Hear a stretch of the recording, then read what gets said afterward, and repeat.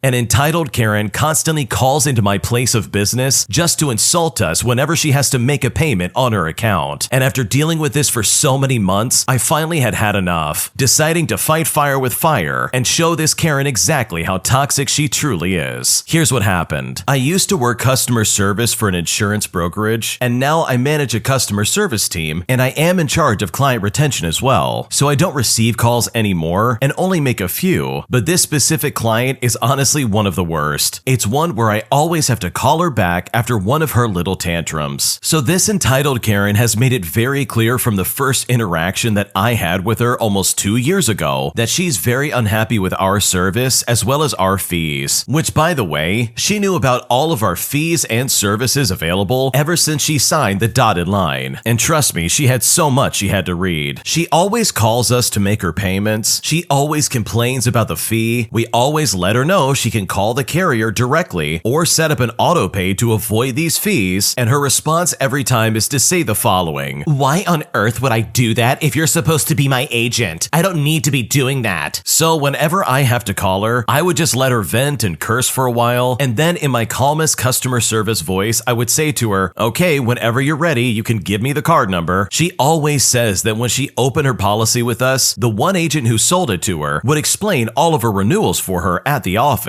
But now that ever since he started working from home, it's just been an issue left and right. I've always asked him about this entitled Karen, since she'd call back saying that she wanted to cancel her policy. You know, to see if he would give her a call to requote her with a different carrier, as well as to find out if he could find anything cheaper for her. He just saw the name and said, "No, I know who that is. She's always like that, and I've requoted her several times. There is literally no other carriers for her. She's insulted virtually everyone in the agency and has been the first person to earn the title of rude client pinned straight to her file. She calls and insults whoever gets the call, and on the next one complains and lies about how she was treated by the last person. We keep recordings of all of our calls, so I know for a fact that she is lying. We also have a 5-star rating on Google as well as our Yelp reviews. Most of our new business is from referrals, so she's really the only one who has a problem with us. Well, the other day, the entitled Karen called, but the person who took her call was having technical difficulties. He couldn't hear her much and wasn't sure if she could hear him as well. So he repeated a few times, "Ma'am, I don't know if you can hear me, but I cannot hear you. I'm gonna hang up the call now and call you back." And then he hung up the call. And honestly, this is where things really started to pop off. So after he hung up the phone, he got a call as soon as he did, and he had to pick it up. And when he was done with that, the entitled Karen in question was already calling again. He picked up the phone and immediately she was just insulting him, not letting him speak and not even saying what she needed help with. Then she hung up the phone on him. This representative, let's call him James, that's not his real name, called me immediately to explain what had just happened and test his line at the same time. It was indeed having some issues, so he ended up having to reboot his router and computer. So I called this Karen back, since she was clearly upset, and well, I mean, I had to do my job with client retention, right? When she picked up and I said my name, she immediately started cussing while also saying no one ever treated her so badly as James just did. She said she already knew who I was since we've spoken several times before, and that she wanted corporate to do something about James. She said to me, "James should be fired. You need to be more careful about who you have working for you." I tried to explain to her the situation at hand and that he was indeed having issues with his line, but she said that it was a lie and that he acted as if he was doing me a favor by taking my call when it's actually his job. I then told her that I had personally listened to the call recording, that we take complaints very seriously, and so on and so on. But she said that she didn't care. She stated that she knew this was being recorded and then proceeded to say as many curse words as she could think of, as if she was going off of a list. She then said she wanted corporate to hear that because she was so angry. Then this woman did something that honestly stunned me. I mean, she seriously had no shame. She told me that she was customer service before and now quality control, so she could tell when someone was being unprofessional. But I mean, this lady is clearly out of line. Like, I have quite literally gotten emails from her business email insulting me in the process, with her automatic signature set up to say, "Respectfully, Karen, customer relations." Like, how is that professional? To use your company email like that, and the signature with the actual body of the emails is honestly hilarious. These emails that she sent to me, by the way, in the past, I always get them after she makes a payment with us. She complains that we didn't send her the receipts when I can literally see they are attached to the email that we sent her. I just resend them and I say to her, you can find both the carrier receipt and the service fee receipt attached on the previous email, but I have also attached them here for your convenience. Anyways, after all of this, I spoke with the owner. She listened to my calls and James and said that she'd send Karen an email with the recordings so she can hear herself being so rude. Well, ever since then, we haven't heard back from her in a while, but I'm sure this Karen will come out of hiding and this saga will absolutely continue. That Karen is absolutely obnoxious. Who calls in just to start insulting people instead of setting up, I don't know, auto pay of some kind? Like seriously, she wants to sit there and go through some kind of call center just to make her payment every month for whatever service she has? Like that lady must be really bored or she's clearly looking for trouble. This must clearly be her only chance to get out all of her frustrations in life because this behavior is so unbelievable. So in my opinion, good for the original poster and the way that they handled this. They really did stay calm in the face of an awful storm. And hopefully for the sake of you and all of your coworkers, you never have to deal with this Karen ever again. If you like Am I the Jerk, you're probably going to love Am I the Genius. Check it out, link down below in the description. Also, go to amithejerk.com/submit if you would like to submit your own stories. My entitled bosses treat me like garbage and refuse to pay me after I say that I'm leaving to go to another company. So I decided to get some revenge, and as a result, I make their life a living nightmare even after I left the company. Here's what happened. So I was an in-house lawyer for a multinational company that sold software. I specifically joined this relatively lesser-known company to learn more about compliance. The stock was listed on the stock exchange, meaning more compliance work that needed to be done. And I highlighted this specifically as one of the reasons for my seeking out a change. But I quickly discovered that it was filled with senior citizens when I joined. Basically, it was a company full of old-timers who are there purely because they're close to the company's owners. As part of the onboarding experience, I had to sit through sermons of how they changed the industry and how they know this, that, or the other. This meant I had 3 different bosses. One senior guy who was the fixer, I'll call him senior number 1 for convenience, and no one really knew what he did, but he got a cabin to himself. Another was an ex-senior management guy who got a gig from the owner to negotiate tech contracts. This will be senior guy number 2. I highlight this because this ex-senior management guy actually asked me what an EULA was, and an EULA stands for End User License Agreement. Another guy was my reporting manager with whom I was expecting to work on a day-to-day basis with, and this is senior guy number 3. So anyways, 1 month after joining, I was told that the company was going private through a sale to another entity, and honestly, I was shocked, but I had loans to pay so I continued working there. For some reason, I was senior enough for them to handle this independently. This meant that I worked through the night to complete tasks that a law firm would ordinarily do. I also worked on the definitive agreement that was in use for the company to be sold, and trust me, this will be important later on. By the 3rd month, I had decided the role wasn't what was advertised, and I was essentially cheap labor. The buyers were from another city and planned to have their office there. Now, I was not keen on moving, so I basically read between the lines and I started lining up interviews. Well, things went south very quickly. The old-timers were unhappy that I was looking for a job because that would mean they have to answer to the owners, or even worse, they would then have to do the job themselves. And once they started to persecute me a lot more, it really solidified my resolve to leave this company. All of my complaints about senior guy number 1 and 2, all to senior guy number 3, were met with typical management talk. He sympathized and bad-mouthed them for burdening the company that he tolerates only because they are closer to the owner. Senior guy number 2 even started countering all of my remarks and comments, and these were all drafted up in an email. I mean, even minor agreement points required discussions, but if it was his mistake, then we had a call. However, if senior guy number 2 raised the point, it suddenly made commercial sense. This wasn't my first rodeo, and I really didn't care about proving a point because I wanted out as soon as possible. Any pushback or fights are just going to be left on deaf ears, because from where I am, labor laws are, at best, recommendations unless you're unionized. The only option really is to leave. I was so angry and tired of being pushed over, but I wondered if it was just me angry at the whole situation and finding faults. But I had an opportunity to test my theory. So in one of the contracts that we were drafting, I made some comments and sent them over to senior guy number 2. As expected, he countered with verbal suggestions on the phone, which didn't make any sense, obviously. But however, because he is senior, I had to do the song and dance to explain the points. So I arranged the call, explained to him him and documented this on email, attributing each verbal recommendation, as well as the time of the call and the decision suggested by him. Then I sent this back to him for approval. However, this time I also sent that email to my boss, who's senior guy number 3, and asked for his approval on recommendations. Surprisingly, this practice was entirely new to them. Both of them were incredibly angry with me. Senior guy number 2 and 3 were not happy. Senior guy 2 was being questioned for the first time in email, and senior guy number 3 couldn't ignore my email as the head of my department. Unsurprisingly, I got a single line non-answer from senior guy number 3, basically asking me to discuss this with senior guy number 2, followed by a verbally heated instruction to just do what senior guy number 2 wants and not bother him. Now, I was sure that this wasn't going to work for me in the short term or in the long term, so I resigned and gave my notice period of 1 month. Senior guy number 3 was really mad because he thought the notice period was for 3 months and the sale of company was expected to close in 1 to 2 months. And then, as you would expect from any toxic work environment, especially right after you decide to resign, I was treated like absolute garbage for the entire month that I was still there. On the last working day, I walked up to senior guy number 3's cabin and did the courteous communication of simply saying thank you. He basically told me that I'm picking a huge fight and he will make sure that I never get employed in the industry ever again. He also told me that he is not going to pay me my full and final settlement of dues and a relieving letter, which, by the way, from where I'm from in India, that is a huge deal to get for your next job. Employers hold off on these as blackmail for troublesome employees. His tone implied that there is very little I could do because they were all senior guys and they've apparently been there and done that. I mean, I wasn't the first disgruntled employee for him. So I said my goodbyes, I got the IT department to confirm that I had returned the company assets, and I forwarded my personal email. However, I was furious as well at the whole ordeal and had made up my mind not to show this on my resume. And it's honestly right about here that my revenge really started to take place. For starters, once I left, I spoke with my friend and decided to serve a legal notice, detailing the ordeal and all the treatment sent towards me. Ordinarily, the legal notice barely makes a difference as the management is usually thick-skinned about it. However, the legal notice was also sent to the owners, not just the company. This wasn't really required, but I did it anyways. It turns out many directors were absolutely angry at senior guys number 1, 2, and 3, but they decided to remain quiet about it, just trying to wait and sell this company out. My act of involving the owners meant the entire board got involved, including outside directors. This turned into a festival of explanations by all 3 in front of the owners. From what I hear, they all had to personally take leave to meet the owners themselves and explain themselves as naughty children in front of their parents. Needless to say, everyone in the company was talking about that incident. I waited for 1 month to see if the notice had any effect aside from them being chewed out like children. Expectedly, I got no response, but I knew from the grapevine that they now had to spend money on a law firm to reply to me because shareholders were aware of this information. I had made my point by now, but I wanted more. I really didn't want to drag it because I was also looking for jobs and I had loans to pay. However, their template management response basically implied that since I had left without notice, they were evaluating all options, including considering me AWOL. Senior guy number 2 basically said to me that he will not pay me my dues or my relieving letter, and implied that there is very little that I can do about it. So, being the petty person that I am, I made plans to get both. Now, since I had access to the definitive agreement and remembered huge details about it, having worked with law firms through the agreement in detail, I was also aware of who stays and goes, and I made sure to speak to those who were being let go. And because of my involvement, this caused mass resignations in the company, with several deadlines being missed. I also knew the specific approvals that would trigger because of the transaction, so I spoke to the authority who would approve this transaction as a disgruntled employee. The authority made their own inquiries. The owners got spooked, and it was definitely not serious enough to scare them into thinking that the deal won't get approved, but the mere fact that a government authority was calling them meant that they now had to deal with the authority, which also would have never happened if it wasn't for me. Now, as a result, the buyer used this as a low-value bargaining chip, citing bad employee experience and resignation of several key members on key projects. And also, because I was calling around and basically getting the authorities on them, I got my dues and relieving letter all within 48 hours of doing that. The company got gossip for years on how the management was dumb enough to mess with a lawyer, including a sermon from the owners on how we shouldn't upset employees employees when they are trying to sell the company. Senior guy number 1 and 2 were left red-faced but ended up surviving because of old ties. However, their contracts were not renewed. But honestly, it felt so nice to get revenge and throw these scumbags right under the bus. That is honestly a great way to get back at these people. I mean, after all the work that you did for that company and all the things that you tried to do, despite the fact that these guys were being really lazy and just didn't want to do their job, with all of that in consideration, they seriously were going to be like, oh, we're not going to pay you. Also, we're not going to give you a good letter. See you later. Like, that is messed up. And I know if I was in that situation, I wouldn't know what to do. But thankfully, this original poster is a lawyer. They are not someone you want to mess with. And honestly, these senior guys bit off more than they could chew. Now, the original poster does go on to say that the revenge he got is pretty tame in comparison to what you might read online. But trust me, these guys were sweating. The second you started complaining, all of their sins were brought to light and they had nowhere to hide. That, in my opinion, is the best way to get back at people like this. You hold their feet to the fire and you hit them where it hurts. And that's exactly what you did. You brought all of their horrible treatment and all of their threats right to the light, and you made them explain themselves to the owner and the outside directors. Not to mention the fact that they had to go to the shareholders just to explain why they were acting the way that they were. I can only imagine how embarrassed they probably were, and honestly, with all things considered, they completely deserved it. Like, they were not going to pay you for your time at that company. They were also not going to give you a good letter moving forward to your new company. That is such a scumbag thing to do, and people like that absolutely should be put in their place. So you know what? Good for you for getting that kind of revenge. These guys absolutely had it coming, and I really think that if you decided to stay quiet, then they would probably never get punished for the things that they did. Am I the jerk for lending money to a friend all without asking my wife first? Here's what happened. Okay, so we've been married for 5 years and we have a son who's 4 years old and a daughter who's 2 years old. We currently live in a very nice place. I bought this house from my uncle before we started dating, and my parents paid for most of it. We are close to virtually everything important, like 2 multi-specialist hospitals and schools, some colleges, malls, theaters, and subways, which are literally a maximum of 15 minutes away from our house. So as you can see from my description, we don't need a new house. But my wife thinks the problem is that there are too many old people here. My wife told me that she feels old here because there are so many old people living around us. Most of the people here are rich 40 to 50-year-old couples who have retired to find some peace. For reference, I'm 33 years old and my wife is 29. Now, I don't mind because when I first shifted here, our neighbors literally treated me like their son. So I really don't want to leave this place. 2 years after our marriage, my wife insisted I buy a new house. Now, I refused because her idea was to sell this house and buy a new one. But I told her that I wasn't going to sell this place at any cost. She must have seen how firm I was and didn't want to bring up the subject again. But after our daughter was born, she said we should at least save some money for the future, with her primary idea being that we would move to the center of the city. And it's right then that I realized that she didn't move on from wanting a new house. But it's not bad to save money, so I agreed. Now, it is worth noting to her that we both work, but my salary is a little more than double hers, so I made major contributions to that savings. Anyways, a couple of days ago, my friend asked me for some money. I didn't have that much on me, so I lent him from our savings. I then told my wife as soon as I got home, and she got so angry and asked me why I lent him money from the savings. I told her the reason, but she was still so angry. She said to me, "How can I trust someone blindly if he doesn't return the money?" I said that I knew him way longer than her. I mean, we literally went to school together, and his entire family, even his cousins, knew me as well. She then said to me, "Well, why didn't you ask me first?" I said that it wouldn't have made a difference because I contributed the most, and we are not in need of a new house immediately, so I would have lent him the money either way. She then started crying and went into our room, and now she has not talked to me since. Now, I know I might have said some rude things, but honestly, I need to know, am I the jerk for lending out money from our savings to my friend all without asking my wife? What should I do? Yeah, that's a really messed up thing to do. First and foremost, I absolutely think that you are the jerk in this situation. You took money that belongs to both you and your wife, and you gave it to your friend under the assumption that he would pay you back. You literally took money away from your wife and any hope of her finding another place to live. And here's the thing, your wife's opinion absolutely matters. If she doesn't want to live there, then maybe you should try and get off your high horse and try and see where she's coming from here. Like, she's clearly unhappy, and that money meant a lot to her in terms of, I don't know, saving up to get another house. But also beyond all of that, beyond her not wanting to live live where she's at or anything like that, honestly, the fact that you did this without talking to her is so toxic. There is no good excuse for this. That is money that's meant for the both of you, and in my opinion, you absolutely should have talked to her first. Like seriously, think about it. How would you feel if she took all of that money and decided to send it off to somebody else that you didn't know? Like, I'm pretty sure you would be angry and questioning pretty much everything going on. So I really don't think you should be surprised why your wife is getting upset about this. So yes, I think you're the jerk here and you really need to make this right. Either set up some kind of like high payment plan with this friend, or try and go back on this deal and be like, sorry, I need the money back. Because making this decision with that money without talking to her first is honestly really toxic, and there's no excuse for the way you acted. Thanks for watching. When you subscribe, make sure to hit the bell to turn on notifications so you never miss a video. To finish listening to all the stories, check out the playlist at the top of the description. And if you want some vibey music to put on in the background, check out easymode. If you like Am I the Jerk, check out Am I the Genius. Everything will be linked in the description.